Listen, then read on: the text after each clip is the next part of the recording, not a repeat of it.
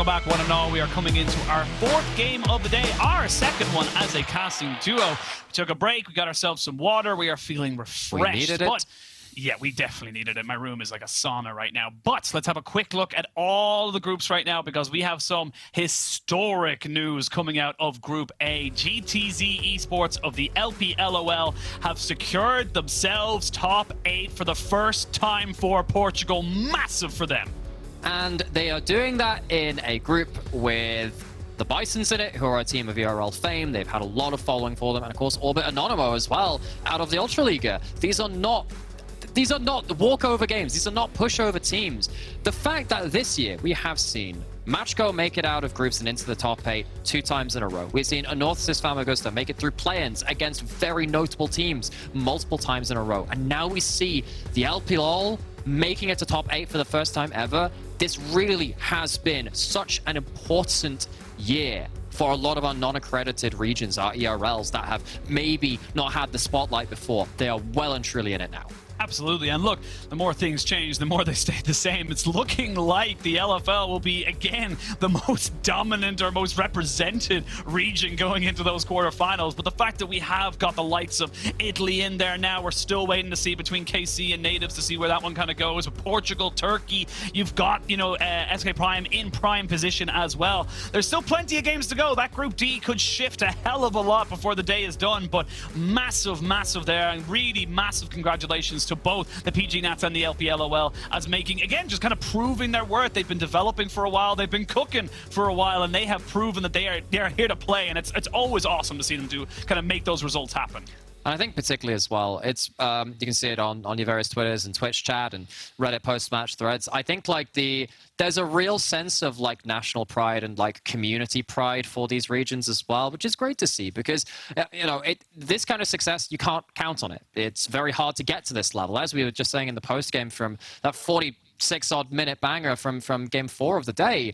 It's not actually just enough to be good at League of Legends. You need to be tenacious, stick at it for multiple years for a lot of these players and these organizations. You have to be able to adapt, and making these results happen after all these years, that much sweeter. Yeah, well, look, this Game 5 has no real stakes to it. I will say it would be fantastically sweet for Macko to be able to bounce up and get themselves the first non-LFL 6-0 in the group. That's the stakes, man. That's the stakes. That is the stakes right there. But, look, they're going to be feeling... I definitely feel like after that last game, they're going to be feeling very kind of like a sigh of relief. They had to work hard for it. They're now on the blue side. We'll see what they can do against Anorthosis. And Anorthosis, of course, their game against Climax earlier in the day got a bit blown out. They locked in themselves a Neferi. First time I've seen that champion in pro play so far, and it didn't really work out for them. They've just not quite been clinical enough. I think actually there's quite a lot of similarities between the way this GLL and PG national teams play and the way that they look for scrappy fights. They try and catch you off guard and make those engages. I just feel like Macko, they have a better handle on it in this meta, and they're just that much cleaner. Yeah, they really are. And we'll see if that gangplank gets through the bans again. We know how quick and easy it is for Macko to go, thank you very much. We'll take that out of your hands. And look, if they get it 3 games in a row on the day, I think you just have only of yourselves to blame, shall we say, for Anorthosis. They did try to bring out the Neferi earlier today. There is the ban. So we will see Acidy on something slightly different on that top side. Someone's a ruined king in Joya. We don't want to see that boss fight again in this game. Tristana locked in, though, is equally terrifying. It does feel like Tristana is the strongest mid lane champion on the patch. Nothing beats it in terms of push pressure. If you lock it in alongside either a Sejuani or a Maokai, you have a very good initiating or disengaging jungler, which can play as a frontline for that range carry as well. We've seen the likes of Chekalad blow out teams on that same pick. So I am already quite worried for what Ho-Ho and the rest of Anorthosis can do. You might have to lock yourself in something like a Nico and just hope you can catch them off. You're never going to win push against this. No, again, look, you had to give up something in that ban phase. The Tristana was the thing they gave up. They take the Xayah themselves, so VZZ going to have to maybe go to something slightly different than he did in the last game. But for the moment, we can see Anorthosis kind of figuring out where they want to take this draft. How do they want to try and build around these first few picks, knowing that they're going to have Golden Toast going onto that very hyper late game carry? Maokai is the thing which sticks out in my mind in terms of meta picks. Anorthosis want to have some fun, and you know what? If we're talking about similarities between these teams and the two teams, you just can't. Looking for that skirmish potential, Pyke will do it for you. You're looking for those early fights and a Pyke involved. He can flip those games with a lot of early damage and a Halo Blades. This is very fun, and it's also I think I seem to remember it being an I Love You special as well. Yes, I believe so. I think it's something definitely within his wheelhouse for sure. If you get the Macko coming in here for C-Boy, so he's going to have himself a nice combination between the AP and the AD, if that is a Tristana mid, which I do anticipate it being, with the 6'10 having that very much in his wheelhouse as well. So, Macko, where do you want to try and finish off this draft? That technically could be a Pyke mid. I have seen it a bit in the high tiers of solo queue. I wouldn't call it good. Apparently Canyon in off-roll solo queue in Korea has been playing Iceborne Gauntlet Pyke in solo lanes. That's what I've been seeing. I'm not going to call it until I see it. Look, I'm just going to assume it's bot lane. I'm just going to assume it's going to try and snowball the heck out of the game through the bot side of the map, and we will leave it at that for now. But the problem is you've now got double AD carry composition, funnily enough. I'm going to do it again. Once per day we get one of these. This is an EDG composition from Macko. It is very much double AD carry. Look for 6'10 and VZZ to outplay it. It was a huge comp over in the LPL. And that Maokai playing disengaged by having that ultimate to buy so much space, it makes it so much easier to play the double AD carries. Yeah, and especially because obviously you have picked the Malphite now coming in here from the side of Anorthosis, but that Malphite's great if you are not isolated. If you get your ult off and then you're able to kind of combo in with the rest of your team, amazing. However, if you ult in and a Maokai ult goes past you and hits the rest of your team, not so great if I'm being totally honest. But we'll see how it ends up all kind of filing out right now. We'll say that knowing the gangplank has already been taken off the board, they're not going to be feeling too worried about that kind of carry potential from the top side. But I mean, it's still Acidy. He's still going to be, he's going to be able to do a lot still, regardless of what he's left with. Because you're looking for an AP damage threat, because you don't want to go full AD into the Malphite if you can, which normally leaves you Rumble and Gwen as the two. Look, Acidy plays plenty of carries. I'm just wondering what he is willing to play with this kind of composition. What are you adding into it? We've seen some variations of this with stuff like Camille coming into play, and Camille obviously is a great tank shredder, even though she is an AD, just because she has so much true damage in her kit. So that would be what I would be looking for. There's also some logic to say you can play something like a Cassante as well and just kind of bully around the tank matchup, because Cassante things, really. So Anorthosis, they are really picking out some fun champions and trying to end things off with a bang for themselves, see if they can have a bit more flair and maybe catch Macko off guard in terms of the draft. But reminder, Macko always were a team that drafted their fun stuff as well. They are no strangers to this.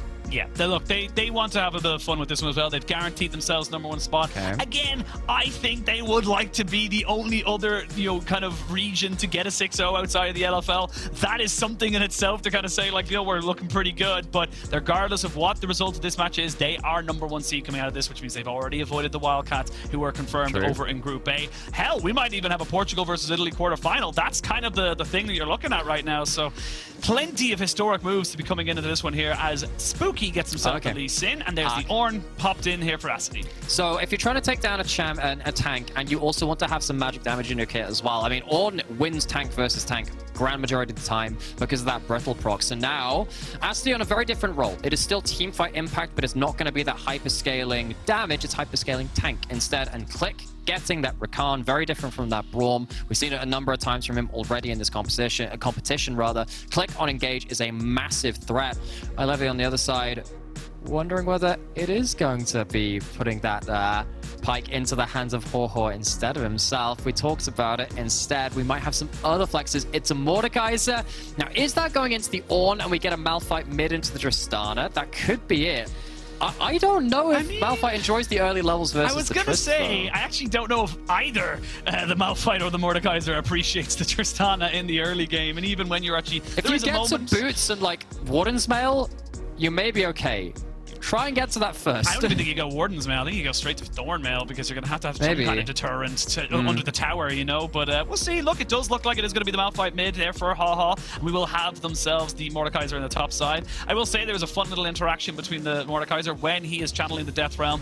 He can be CC'd out of it. You can actually time it pretty damn easily, especially with something like a Buster Shot from the Tristana. So probably a good reason they're not kind of going for that one there. But I mean, look, they're going for something a bit different, throwing a little bit of a curveball. We'll see if it does shake up Macko a little bit. And of course, the Mordekaiser Ornn matchup, it was the meta matchup between probably like 2020, 2021 was probably more the year. So you want to do yourself some homework, go listen to one of the VODs from back then. Right now, listen to all of it right then, because it's quite an intricate matchup. At level 6, there are a lot of ways that can play, because you can of course go unstoppable for that Mordekaiser ultimate. Of course, you said the Tristana has that counterplay as well. And both of them have kill pressure on each other in quite a fun way. If you get one kill in that matchup, it starts to flip. In a weirdly non-carry flip matchup. Most of the time you see it being the high damage stuff, which really goes either way. This time it's a very different one and a bit of a blast from the past. It really is, and I think that's something that kind of, again, you're going out, you know you're going to be last in the group, there's no real kind of, you know, again, as weird as it sounds as well, this is kind of your last game of the season. This is, you know, there will be other tournaments, there will be other things that pop up here and there, but in terms of actually competitiveness and looking towards, you know, bigger things, this is your kind of last one. So why not have a little bit of fun with it? Why not try something a little bit different and maybe, just maybe, remind other pros like, oh yeah, that thing exists. That could actually destroy things. That was something that always happened in the LPL as well, is that players just forget that a champion exists, and it's just like, oh yeah, that would do exceptional against this particular one. It used to be the cycle of Evelynn, where particularly with old Evelynn, everyone would forget that Evelynn existed, forget how to play against them in terms of, oh, you have to ward their camps, you can't walk up here. And then, like, 3 people will play Evelynn, win a load of games, and people go, oh, right, that's how you deal with them again. And then they play it out of meta as that happens too. So that can happen a bit with these weirder picks. You can see that Ho-Ho on one of those more unorthodox picks has taken the Comet on that Malphite. So you're looking to just tag the Tristana and poke them down and hopefully get to the point where Tristana can't just all-in you. But again, Tristana is just really, really strong right now. They will push for forever. They have such great all-in threat as well. Yeah, they really do. And look, Anorthosis just trying to see if they can maybe get something a little bit cheeky. And look, you have to do this as well with the Pyke as well. I will say, this is the kind of draft that if it gets ahead, pretty solid. Not going to have many issues in that mid-game. If it gets behind, there's not a lot that this Pyke can do against a Maokai Ornn and even a Rakan to kind of bouncing around the place. So you're going to have to be a bit more careful with how you kind of put these things. Ha just doing a fairly decent job now, getting a nice undetected ward here on top of the Raptors. It's what I call it, well, I think a lot of people call it the FLICKR ward that was kind of dubbed from a couple of years in Worlds ago. Yeah, because it's so useful to give your team information like that. And well, back in the day, it also used to stop stuff like level 2 ganks as well, particularly when Jarvan was way more meta. I know that Georgia Trouble was talking a little bit about the Malrang pathing. Definitely helps you keep safe in some regards to that. Now, we'll wait to see how everyone kind of goes from this one here. It doesn't look like there's going to be much, to be perfectly honest, in the spot side from the side of Macko, because you're a Rakan and a Zerial. Nicely done there. We'll have to trade this one back. Luckily, the minions were moving in the front of Ivy and making sure he is in good health next time it ends up any kind of shenanigans happen. Okay, so we've talked an awful lot about these different lanes and these different picks. We talked about the Mordekaiser Ornn matchup being a bit of a blast from the past. We talked a little bit about how the Malphite can work against AAD, but C-Boy, we talked about that ward maybe helping mid lane survive a gank, but it hasn't survived bot lane. I mean, look, you're going to flash away, but I don't think you're going to get away from this one here. First blood there to BZZ, and that is just as easy as you like. And I talked about this as well. If the Pyke gets ahead, it's awesome. If it gets behind, it does feel less than useless. And it is starting to become already a little bit of an issue. Remake! Yeah. I mean, look, you got to try something. But I mean, this again, I like this from Macko, and I think this is something that I think can stick to them as well. A lot of people might be looking at this and go, it's a throwaway game or something like that. But the fact that they can deal with curveballs, regardless of, you know, who they're playing against or what kind of the style is or the stakes or anything like that, that shows a lot of kind of prep and everything to come into them. They're saying, look, we're not phased. And the problem is now if you don't kind of land those killer early blows, you don't phase the opposition like that. I mean, this is why these champions are meta. Tristana pushes, Tristana roams, Tristana kills. Xyloth needs to be very careful here. Yeah, he has flash, but I don't know if he's going to be able to use it. They will get Acid to flash away, get the explosive charge off, and that's going to be a pretty easy disengage. C-Boy is not going to get out, though, because that is a lot of early damage here from Ha. He does have to use the TP to get back there, but this game is already starting to devolve a little bit into a little bit of a skirmish-heavy setup. Spooky goes bot side as well, and that Pyke we said needs to win early. Looking for an option here. Oh, not landing the Sonic Wave, and that means yeah, I was going to say, you're going to have to flash, buddy, because you are overextended. So, the grand outcome of that is, yes, you get a kill onto that Tristana, that's nice, but Ho-Ho manages to pick up the wave top. ILF manages to pick up the wave mid after a teleport back in there as well. And, yes, it's good that you get the first blood here, but you're still trading back. And I do think that Anno, with their teleports after this point, managed to make the most out of this. You get the reset out of the thing here, but I think with the Aftershock proc, C-Boy retakes aggro. I don't think they were expecting that, so the Macko goes down. Yeah, doesn't expect the damage to come in. We will see the Mordekaiser just kind of being a nuisance here. C-Boy and everything like that is just trying to be a nuisance as best he possibly can. But for the moment, it is a little bit of a mismatch here for the side of Anorthosis. They are going to have to get the long, shameful walk back here for Haha, as he recognizes. You know what? I TP. It is kind of the walk of shame, because it's like I TP top, but I got a kill, but now I lost 10, 12, actually nearly 20 CS, to be honest, which is the difference here. So click. It was a wonderful experience. Don't want to tell my housemates about it. Yeah. You know what? We'll just do the unwritten code, and we're not going to talk about it. You know what? It was a success, and that's all you need to know. It was a success, and we'll move on as a group, all right? That's all we need to have from this. And look, we can obviously hype this one up. I'll wait and see if the Northers can get some good death rounds going out and stuff like that. I actually haven't seen a Mordekaiser in my games in quite a long time, so I'm unsure about the visual aspect of his ult. Be curious to see how it looks. I seem to remember that both of the champions get like a little misty particle effect around them. You see it overlaid on top of what's going to be in here as well. Sometimes it's kind of pale enough that I kind of think I can't remember whether like the W's cancelled it or not. Let me.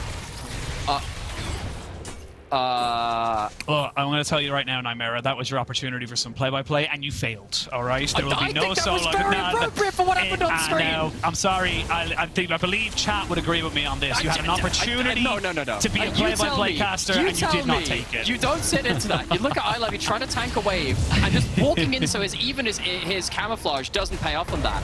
I mean, this is the play-by-play option for you. I mean, you had another one. Again, another F. What is going on, Nightmare? You had another chance there, but it ends up being a dragon for a kill. We're having a bit of fun here. As you see, it's a little bit scrappy, all said and done. But, I mean, again, it's still Matchgo kind of coming out on top with the objectives. That it is, and some kills going over the side of Northsis, and you can see that Ho-Ho picks up that Barmy Cinder, so they'll be ended up getting themselves to a good position beyond this point. But there needs to be so much gold in pockets for this GLL team to walk away with a win. You can already see that the Tristana very happy with this game. You can see that top lane hasn't snowballed. You can see that even VZZ in a great position too. This needs to be much more snowballed than it currently is. It does, and the problem is that it's not even a snowball. It's actually global warming has hit, and they've actually lost an awful lot of that cold weather that they needed to make this snowball happen. So it is still going to be interesting to see what the big kind of ults available to you. If again, I'll say the if buts and maybes are kind of the way the world goes around sometimes, but if you are able to get yourself a decent ultimate off from Haha, if you're able to get those executes out with Levi, you are in a much stronger position than you might think, and there is always catch-up mechanics, especially with that passive on the ultimate here from the Pyke. Rolling again. Level 6 just hit by Golden Toast, though. Yeah, he's looking aggressive on this one. He flashes away. They still have themselves the feathers to fly, and that's a shutdown going over to Golden Toast, finally looking like he can make some kind of a move. And that was just a really smart play, knowing that he had the level advantage. I think that was only available because VZZ might have been zoned off with a bit of XP from when he was stood under tower alone. So good work by Golden Toast and I love you to punish the XP differential, get something importantly for them. Again, Snowball is what they need. Oh, we're going to see them now. Haha, being knocked backwards here. Does have Spooky in rotation, and 610 does know that, so he's just going to back himself away. No real reason to overcommit onto that. And all of a sudden, the Anorthosis find themselves with a gold lead. They're very slight, but it is still a gold lead nonetheless, so still figuring out if they can go for something here. You still have an ultimate available for Haha, so we should be able to walk away from this one here, even if he did get caught out. And there is the first item of the game completed for Golden Toast. Gets himself that Kraken Slayer nice and early. So that's one big power spike they want to play around. Spooky has his ult as well. He does indeed. Oh, the double knockoff was clean though. Haha taking a fair bit of damage though as Levi just finds himself in. There's the knockback, and that's going to be Click kind of saying, look, I'm sorry 610, you're dead, and there's nothing I can really do about that. C-Boy a little bit lost, to be perfectly honest, 0-2, and kind of having a little bit of a PvE moment there where he was taking off the Rift Herald when his mid lane was surrounded by the side of Anorthosis. Especially when you had no pushing top lane as well. I think C-Boy making a bit of a misstep on that one. You can see that the Lee Sin, especially with all of the Lee Sin buffs that we've had over the last season or two, which have slowly crept him up to the point where his Q is just such an assassination bot once again. You can't afford to give him these angles early game. I think they were very fortunate for Macko that he didn't have himself the ultimate for extra gold for that cash-in. Now you have the Herald picked up by Spooky as well, and this gold lead we've asked of them at 9 minutes in with the Herald and inventory, it's looking pretty healthy for them now. It's very different from how we were talking about it even just a minute ago.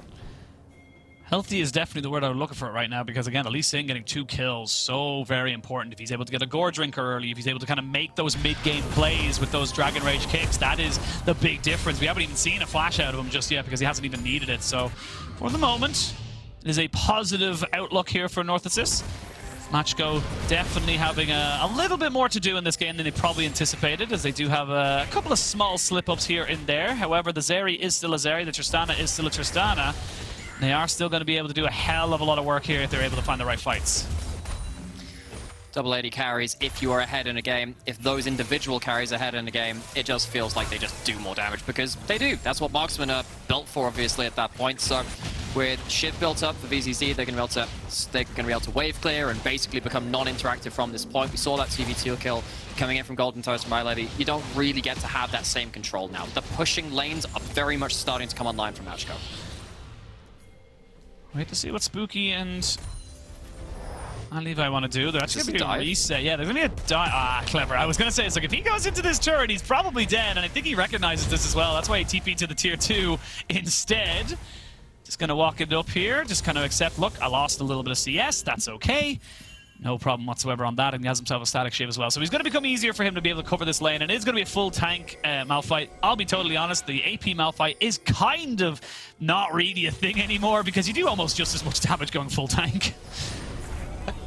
Turns out having armor scalings do something quite a lot for you sometimes. Incredible. Wonder where that happens. We have seen on the other side, though, it's less about tank shredding from 610 and VZZ. They haven't picked up the higher DPS item of something like the Kraken Slayer. It is just about making sure that Anorthosis are never going to get pushing lanes. They have double static shift put in. It's not going to help against the Herald, so Anorthosis would love to make the most of this, because it doesn't feel like it's easy for them to reach turrets once those minions start getting hit. Yeah, we'll say it was a bit unfortunate with the position of the Rift Herald there. It did find its minions. It was like, oh, a piece of candy. And they ended up not getting the full kind of whack right up until the end, which meant they had to give up position here on this dragon. That means you can see Anorthosis, oh, Acidi forcing out the flash there. That's going to be a little bit of an unfortunate move there. It does have the Ornhorn and the TP coming in here from HaHa. Has got himself an ultimate. He's going to be immediately CC'd though. That means he's not going to have any kind of impact here, and this has kind of been the story of Anorthosis the entire of EMEA Masters, especially in summer, is that they kind of have really good ideas, but the execution's just a tiny bit off. And we kind of likened Macko and Anorthosis to a level to each other, right? Where they are both quite creative teams, and they've tried to make early game plays. In this game, of course, Macko playing much more towards late game team fights and pushing lanes is a bit more stable rather than the creative skirmishes. But Anorthosis in this game are trying to go full as that more creative early game with these more unorthodox picks, which they have locked in, but the clinical execution is just not there. And you can see that Macko in positions where maybe they should have lost an awful lot more, have been given some room for maneuver. Collect all these waves, not unhappy with that. I will say I'd be curious to see who pays the Mordekaiser tax early on in this game, because things like the Ornn can buffer it. You can get away from it in that regards. The Maokai shouldn't really be getting hit up that often, especially considering he hasn't gone full AP just yet. And they're just trying to put C-Boy into the bounce house right now. He does have himself a flash and a blast cone to get him right back into safety. A Chemtech empowered blast cone. That means that you've invested quite a few abilities to try and make that one work, but there's no objective on the map, so it's no harm, no foul. Whichever Gardener just put energy drink over the plants is now very much responsible for C-Boy's survival. He maybe not healthy for the Maokai themselves. I'm not really sure what I want to see them all caffeined up, but still gets out of there just about safe. And it's again another one of these opportunities which Anorthosis would have loved to get a lot of gold off of. You do need to get items before your enemy. You do need to make sure that you can stop yourself from falling behind. Oh, they're going to try and get on top of him on Golden Toast, though. He knew he had to go and fully commit to that move. Otherwise, he was dead to rights anyway. I love the effort coming out from him, but it does mean that he gets picked off, and that is exactly where it ends up happening here as well. And I've just got a little information from our producer right there. I'm just going to take my own little stipulation from it. Anorthosis have gone with a full green palette of skins right now. And not only have they done that for me, an Irishman, but they're clearly showing their support for natives in the next game. They are showing the true Irish blood in them to make this miracle run just that, a miracle. When's anyone going to pick the full red team for me initializing Benny, the Welsh teams on the cast? When are they going to do that? Do we get any recognition? No, you don't. It's only for Ireland. You never see anyone saying the look of the Welsh. It's the look of the Irish. This is that makes me feel quite sad. Actually, I need to find out. We need to find out. I guess every time you kill a dragon, you're thinking of us. That's probably in the negative. Yeah, I was going to say, I don't think you want that. Wow, it's actively negative towards me and my culture. But look, it is what it is. Obviously, Anorthosis having a bit of fun with this one here. I do like all the green, and of course, Shamrock Malphite being, in fact, the greatest skin in the game. I won't contest that one. You get that one. If there's a €200 skin in the game, it's that one. All right, that's all I'll say. That's all I've got to say on the matter. Is that that is in true fashion of the Irish. There, it's like one of the few things I find. A lot of people don't like their stereotypes, and then Ireland are like, hell yeah, leprechauns. We're just like, I mean, you have solid. I have to say, like the US also go full ham on that as well. You know, the like US 4th of July. That's the crazy thing, right? If you want to see a massive St. Patrick's Day parade, don't come to Ireland. Oh yeah, go to Chicago. Irish, Like New York or Chicago have much bigger St. Patrick's Day parades than we do here in Ireland. In Ireland, we just use it as an excuse to drink. This might be an excuse to fight. Are they going to turn the river green? Let's see what they're going to do with it now. It's going to be a confirmed kill on the Rift Herald there. That's going to be set up now by Macko to go with the Orn Horn. They're going to try and jump in. Oh, this Pike is doing less than nothing at this stage of the game. And Anorthosis, they're starting to... They had a good start, relatively, and they're slowly starting to lose control of this game. The river was in fact not turned green for St. Patrick's Day. It was turned red with the blood of Levy, who tried to walk in, and sadly, we're getting towards the point where if Macko can just position a frontliner in front of the prime targets, I mean, what are you doing as an Anorthosis here? You need to get yourself a very good angle onto one of these carries and completely get them out of the fight before they can just take things over. They couldn't do it there. Got a Herald on the other side. Gold advantage already to the 5-0 PG Nationals team, which just feels so weird to say, man. This team has been so excellent in summer, and this game is looking like they could very well seal us out into a 6-0. This early game, I feel like it needed to go better from Anorthosis. Yeah, I mean, that's kind of putting it lightly, really. You got another dragon spawning in 20 seconds. You'll have everybody 3P'ing back out, or at least resetting back out. I mean, it's just hard right now. You have got the Umbro Glaive, though, for the Pike right now, so the vision control actually becomes an awful lot easier here for Anorthosis. It's one of the few things that even if your Pike does end up getting a couple of kills against him, he's not that useless. He will have a huge amount of control around this area, just being able to take out these wards pretty much instantly. So, especially with the way the red trinket has been changed, that is always a nice, healthy change in the game. Well, he has missed that one ward inside of the pit, which is a bit unfortunate, but Macko, I think they realize they lose a bit of that vision control. Click on Rakan, very hard to catch out, so they're happy to walk up, and the rest of them are just saying, okay, we're not walking into your vision right now, we're going to take gold on top side, put that Herald into mid. Yes, you get a dragon, but we don't care, we get gold on the rest of the map. I'll have to wait and see how 610's able to work with this one here. It does have a Pike in his jungle, and with the static shiv... Ow! Yeah, Pike's very squishy. Yeah, I don't really think there's more to say about that. Levy has taken very liberal decisions with his own HP bar, and now Golden Toast is going to suffer without his support there. Will he suffer, though? That is the real question. Spooky's kind of in a weird one there, as he does end up getting the kickback. That's on the C-Boy, as he does have the Radiant Virtue, so he's still pretty tanky. Goes back in to get a little bit of healing back. Click thinking about maybe going in to help his jungler. 0 and 3 he shall go, though, as Click recognizes, yeah, I don't really want this. And now he's caught between a rock and a hard place. Flashes in, gets the ultimate off, or dashes his way out. And that's how you recon. Sheen, what is happening? What's happened at the last minute? I mean, Macko is still taking towers while this is happening. Yes, they lose C-Boy, but they're just cruising through this game with a series of fairly nonsensical plays being traded back and forth. Now we can kind of come back. Wait to see how this game kind of goes. You can go back. I'm not sure I can. I've seen too much. I mean, look, we're going to have to go back because it's a replay. It's physically back in time. Yeah. As Golden Toes almost got caught out. Yes, well, you see, I didn't quite realize it was Halloween, but we do have a spooky, scary Skelly Sin, who does manage to get a kill, finally, onto the enemy jungler here as well. C-Boy's escaped a couple of times, and suddenly, you can understand that Xayah is still a very strong champion in this game, if they get themselves a good fight. It's just been so hard to appreciate that, and to see that on screen. I'm still reeling from your Skelly Sin. I thought that was pretty good. It was incredible, but it was just like, I was just in my head. I was just like, oh my god. Look, we don't have EMEA Masters in October. If this was like a month later, it would make a lot more sense in the context of it. That's true. I think we're gonna have games. I think does Halloween fall on a weekend this year? That would be pretty. It does. Oh no, it doesn't. That's September.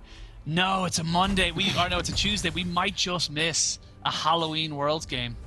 That's a bit sad. That would have been wonderful. Do you know what the funny thing is? I actually really dislike Halloween. I actively don't like it. I grew an appreciation for horror movies, and then I was like, huh, Halloween's pretty cool. Feels like a more acceptable way to get friends to watch this stuff with me. See, I like horror movies, I like horror games, and I like creepypastas. I dislike Halloween. And that's just, I don't know. I think it's like people like celebrate it too much. It's like Christmas. It's like I love Christmas, but like people celebrate it way too early and like just talk about it way too much. But speaking about early, this is a 20-minute on spawn Baron as we come back into game. It is. They're gonna try and they're trying to put down vision because it is a horror survival. If this thing goes down in the dark, Anorthosis cannot afford to let this go over. They're still going on top of it right now. They know this is happening, and they're gonna have to try and reset it. They do get a knock up here onto HaHa. He hasn't fully committed to the ultimates just yet. They've thrown everything on top of him. The knock-ups onto the tanks, and everybody goes down. That's 2 kills, and they go right back over to the big purple worm. And they're still going. Click gets hooked over, but it is not enough to keep him down. Ashley Click playing bodyguard. And trying to see if they can get anything off this. I mean, in the north of this, you have to go for something. Spooky's got to get himself into this wall. There's one execute, though, and they've got themselves a tank off of this. Spooky goes in, but he gets kicked back out. He goes straight back in. Spooky! Oh, my lord! He gets the steal. It doesn't matter about the result because he got what he wanted. Golden Toast will fall down. And Levi has to look at the rest of the map, but he's got himself a Baron buff. This team just wants to have fun, man. Anorthosis Famagusta, they get blown out in the fight. Don't think it was a horror survival. I think it was a bit more of a slash effect from that one. There's blood everywhere, man, but they do get the Baron, so it's not the worst case scenario. Somehow, some way, they survive with, I think, just the one Baron buff. I think a couple of respawns happened towards the end of it. This is after the first engagement come through, which was super clean from Macko as a team. They managed to lock up the front line, the solo laners, but after that point, they've used a lot of their blocking, and feels like Macko just couldn't burn this down quick enough. Spooky gets in, Spooky steals. Spooky steals. It's like Halloween stealing. Spooky steals. It's great. I mean, look, it's a bit of fun. We're obviously having a much more relaxed time of it. HaHa is a little bit stressed, though, as Acidy was like, you know what, I'm going to go right down to the spot lane and immediately upgrade an item. Does give over the Navori quick fades. HaHa. Yeah, you ain't running away from Zeri. I'm sorry, buddy. That's just not how that one works, but... Here's laughing all his way. He's laughing all the way to the graveyard, I think. Not quite to the bank. Doesn't use his flash in that one. The problem is now you don't have that pushing lane. It feels like Macko could just keep pushing. Yeah, they can keep pushing your buttons. The Baron buff you did have is now gone, as we kind of see. But I will say, I'm very happy with Acidy because he went for the coolest sounding ornament in the game. The Jack Show gets turned into the unspoken parasite. And unfortunately, he's going to have to turn into 2 of the worst ones, which is Navori Quickblades, which sounds amazing, and then they get turned into FLICKR, which is awful. I get it. My favorite, I used to really love Wormfall and Sacrifice for Kraken Slayer. I also really liked it. I mean, Ceaseless Hunger for Gordon is pretty fun too. Spooky's hungry for a fight. Yeah, hungry for something to go their way. And Anorthosis just having a grand old time of it. Macko, they're on the cusp of greatness right now. We talked about it. The only region to go 6-0 in the modern day EMEA Masters group stage has been the LFL. No other region has been able to do it. The PG Nats are going to be maybe adding themselves to that incredibly lucrative list. And it would be, what a success it would be for them. We have a dragon spawning. It wouldn't be Soul, but it would be Soul Point for Macko and Anorthosis. They are spoiling for a fight. They couldn't find one outside of their inhibitor turret in the mid lane. Spooky has the empowered blast cone, though. Yeah, but they got themselves a dragon. That's going to be 3rd and Soul here for the side of Macko, or Soul Point, I should say. They are jumping onto Acidy, and they're looking to try and pick everybody else off. Can they get the damage down? Spooky on the backside needs a queue up in a second. He's waiting for him. Ooh, he goes back over on top of it. They flash back in to try and kick out BTZ. Triple kill comes in here for the Xayah, and they're not done just yet. They want it all. Quadra kill for Golden Toast, and they can keep pushing in. They can get a little bit more gold, and they've actually equaled it out. It wasn't just Halloween that came early this year, it's Christmas as well, and in the stocking of Golden Toast, there is an awful lot of Macko bounties. I don't know what year it is, but I don't... The season is whatever the heck Anorthosis wanted to be after that fight. They will take themselves a huge amount of gold back on the map. They are in a gold lead now at this point, and a lot of this has come from the man in the jungle, Spooky. 3,000 gold lead. You can see how much work he does, and the... Once again, the Gardener of Summoner's Rift on this Chemtech version, really, really important. Gets into position, threatens the backline. It's kind of an artificial flank and kicks the AD carry into the enemy team, at least the one in the mid lane. And then immediately starts threatening the other one, hops behind the pit. BDZ, what does he do at this point? There's a Lee Sin right on top of it, and you don't have enough mobility, even as a Zeri, to get away from these people. And I mean, look, Click, obviously the last one there, you might be looking at him kind of going like, what were you going to do? Why didn't you help anybody? He had no mana. He had nothing to throw out his ultimate. He actually was in such a bad position there to try and do anything, because the funny thing is that you need to have so much mana on Rakan to do all the crazy things he does, to get the dashes, the flashes, and of course the quickness out. And we come back into live, and there's a 3,000 gold lead here for Anorthosis, and that, you talk about how, you know, not so great the Chemtech soul is. I mean, it's not really a win condition here for Macko.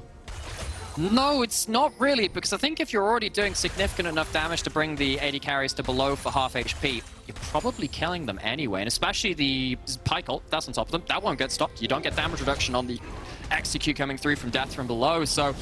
Anorthosis, they have themselves some stuff to work around. The problem is with this gold advantage, I think it's a little bit deceptive. I think gold advantage at the top of your screen often is. There is a 3,000 gold lead on this Tristana. You have pushing lanes because of these shivs.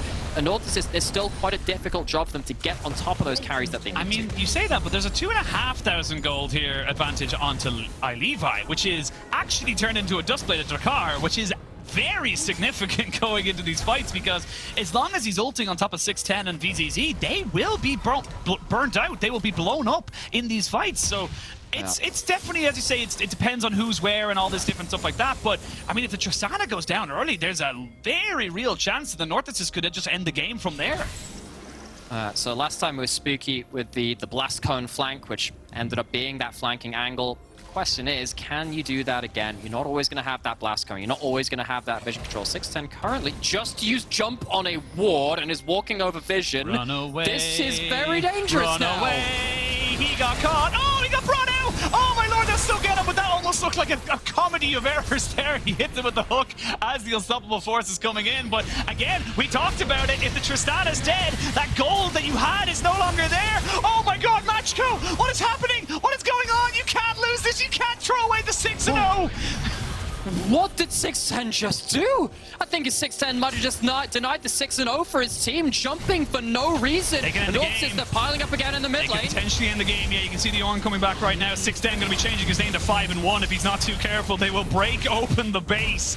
And they might still go for this one. They're thinking about it. They only lost the 2 ultimates. One of them's going to be up very soon. There's the Ornn to try and clear out the wave. They're going to try and get on top of this Mordekaiser, who's finally used his death realm for something. But it's on top of the Ornn. Not exactly ideal situation. Does end up kind of going a little bit too far forward. There's the electric crash coming down. Does get himself a nice little Zanya to make sure he doesn't go down. Does kill off the Lee Sin. Tries to go aggressive, but they've killed off the Zeri. The Tristana is back, so it's a 4v4. This game's not done yet. Oh my lord, it's a day of bangers. Somehow, someway, Anorthosis, they load into this game and say, you know what, let's pick our green skins. There's a teleport back into the mid lane. And the green lights won't go for them for such a long time. They finally had to take themselves a reverse gear, head back down that mid lane with the Baron still alive and with Spooky dead, who is a lot of their gold reminder. Macko might be able to take this down with just the Tristana, one of their 280 carries alive. I mean, Macko, they're going to try go for this one here. Levi does not have himself an ult just yet. There are flank wards. I think there's going to be an Elif teleport. That's what they're doing. HaHa coming in as well. They're going to double TP onto this ward. The Baron down and taken. No way of stealing this one here. Now we're going to see the Ornn just to slow everybody down. Not trying to look for an engage. They know that this game is on a knife's edge for the moment. And the thing is, I was going to say a little bit before that Baron, there is a TP ward in that base right on the inhibitor. However, you've just used both your TPs. That they have. So Anorthosis not able to take a fight around that point. I don't think they had the death from below either at the start of this fight. This of course way before this. This was the pick. With 610 just before this, Bunny hopped on top of that red ward. You can see in that river brush as well. That was a very important moment. Anorthosis pulled all the go buttons at that point, and they have so much mobility. If they can catch someone out of position, especially if they don't have a front line in front of them, that was such a critical error. But problem is, you still have a static shift from this area, right? So you're still trying to think about, okay, maybe we can get in and push this wave. With the extendo beams, the electroshock lasers, the Ornn ultimate, and the shift, there's too much wave clear to realistically finish the game. I mean, I'm not saying it's the green chromas or the green skins. I'm just saying that there's an awful lot You're not saying I'm not saying it. There's definitely an awful lot of Irish look involved in this one. This has gone way too close for anyone's comfort right now. And honestly, I don't think the gold lead makes anything difference. There's very little between them. The Mordekaiser's becoming more relevant. This Lee Sin has 3 items. So he's going so much, and you can see there, the Xayah, I mean, Golden Toast is kind of stepping up for the first, I don't mean to give him disrespect, but for the first time really in the EMEA Masters group stage, we're kind of finally seeing him do damage as an AD carry. Ooh, that takes damage. Can they even protect it? Can they protect their towers? They don't have a shift. It's a Baron buff. They need to fight front to back through the tanks. Oh, nice QSS tax there by C-Boy, immediately getting the ultimate out there from the Mordekaiser. They're going to try and knock him back. He flashes away, try and get on top of him with 3-man taunt or 3-man charm as everyone's finally being taken down. Macko wants to sign, seal, and deliver. It's Italia 90 here, and Greece will have nothing to do with it. Italy, the PG Nats, will go 6-0 in their group, historically matching themselves right up there with some of the very best. It was not the easiest path. They were in a group with Carmine Core, the team which went back to back to back in EMEA Masters. That team has done absolute magic here, but the real magic has felt like it has come from the PG Nationals. This team from the PG Nationals, Macko, they have done so much this year to give their region a spotlight and hope which they've never had before. Sadly, on the other side, Anorthosis Famagusta will be leaving 0-6. Maybe they will have their fairy tale story at another tournament, but they leave here winless. Yeah, and unfortunate there for Anorthosis. I appreciate everything they did in those last 2 games. They threw everything at the wall just to say, you know what, let's see what sticks, because that's exactly what they want. And you know what? It stuck a little bit right there, but I mean, it got very messy, I think, for Macko. There's definitely going to be a lot of question marks coming into this, from this game. And again, I don't think that's actually a problem for them going into quarters, because it does feel like you learn a lot from your mistakes rather than you do from just playing perfectly. If you played perfectly and you still went like this, then what do you learn? So definitely going to be a couple of things for them to fix before they go into whoever they're playing against in that quarterfinals. I think their drafts have been really good in the last few days. I think that's what I've seen from their group stage. And the fact that they can skirmish early with them, even when they do have to play against stuff like the Pyke and Lee Sin, that's quite good to see. The fact that they can win late game against compositions like we saw against Natives earlier, which maybe outscale them, that's been quite important to see too. They will be looking for more clinicalness. There were a couple of moments like this one which left the game a lot more undecided than they would have liked. And Anorthosis were in with a very real shout of winning this. But as it stands, as you said, history has been made. Macko are the first non-LFL team to go 6-0 in a group stage here as well. Of course, that is such a huge result for them, especially given the, I suppose, the reputation of the PG Nationals, a region which had found no success for so long. Yeah, and look, it might not be the last one. Wildcats still have yet another game to play. Just the schedule, unfortunately, they weren't going to be the That's first. True. That's true. I was thinking, like, we have some we Wildcats undefeated, but that's what happens. We do. Look, it's all about scheduling. So Macko, you can hold your head up high. You are officially the second region in terms of timing to do that. We will probably see the TCL do it as well, but really incredible stuff here from Macko and putting down a marker, and again improving from their finish up in spring as well. They went 5-1, one better now, going 6-0. We'll see what they can kind of move forward in the next series as such, but I mean, look, there's so much to be positive here for this team. Absolutely, because it was actually something that Initialized was saying on Twitter as well, and was talking about you know, it's very impressive to have a group stage performance like this, but there's still a caveat in terms of, well, we've never seen them win a best of 5 at EMEA Masters. We've never seen them win in the knockout stage, which is the same thing, right? How excited are you willing to get for this team? Very. I think they are. Next I think question. they are a great team. I love the way that they've shown variation in their compositions. I think that they've shown early game. I think they've been better laners than they've ever shown from the PG Nationals as well. They are great at skirmishing and engaging. They seem to have a really comfortable spot in this entire meta. Yeah. I really hope we get to see more of this team. And I think as a second seed from any region now, in any of these groups, it doesn't matter where you're coming from, you have to respect Macko. Yeah, you really, really do. But we got an interview ready. I believe we have Click on the line. Click, can you hear us? Yes, I can. Hello. First of all, massive congratulations to you and your team, 6-0. I mean, it got a little bit hairy against the Natives game, so I kind of want to maybe bring you back towards that one. Where did that one kind of go a little bit shaky? Yeah, I think Natives were a bit of our kryptonite because they're a team that just want to scale, and sometimes we get a bit impatient and we just start doing questionable plays, I would say. And yeah, we just needed to be more patient and do our game rather than get impatient and do wrong plays. So that's really cool talking about what happens in games today and learning a little bit more about, I guess, the mindset which you bring into things. I, for one, love that you play with no fear. I think that's the other side of the impatience coin. I want to talk about you individually, though. From everyone I talk to in the Italian scene, from your competitors, from people on your organization as well, you are viewed as the best Italian ERL player and maybe the second best player from Italy of all time, maybe having Jizuke up there as well. What does it mean to you as an Italian at EMEA Masters finding this level of success? Well, it's something that I've been looking for a while. I played a lot of years now, and I had a lot of not successful EU Master runs, or even Challenger Series, or the other names of the tournament before. So it's really nice to finally get in a team where everyone does his plays and everyone does their job, and we actually get the wins. And yeah, I just want to show, like I say every tournament, everyone that we're not just pushovers. We can compete in the tournament, and I'm sure we'll show it this tournament going forward. And then talking about specifics about that, you're going into best of fives now. It's not best of ones. Now, best of ones are very different to best of fives.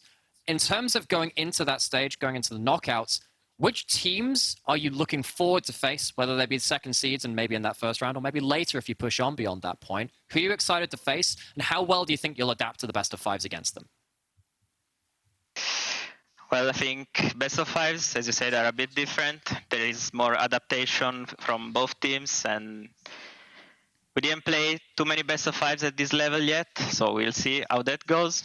If I have to choose a team that I want to play in the tournament, it's probably Wildcats, because I think they are really good. I think Parus is a really good support, and I want to match against him. No. That is so good to know, because I think a lot of players will be like, oh, I want to play against this team because it'll get us into semifinals. No, straight towards the Wildcats. They, of course, are going to be first seed as well, likely in their group too. So you'd have to meet the minimum semifinals. So for yourselves, you've got a little way to go for that point, but I have no lack of faith in your ability to do so. Good luck in that knockout stage. Thank you very much. Perfect. Thank you so much, Click, for joining us there on that interview. And again, look, I love the confidence. You know what? Show us the Wildcats. I love it. I want to see that even. I don't care where it is. But we got one more game, potentially two, before we sign off today. So we're going to send it to a quick break. And then when we return, we'll have Carmen Court versus Natives.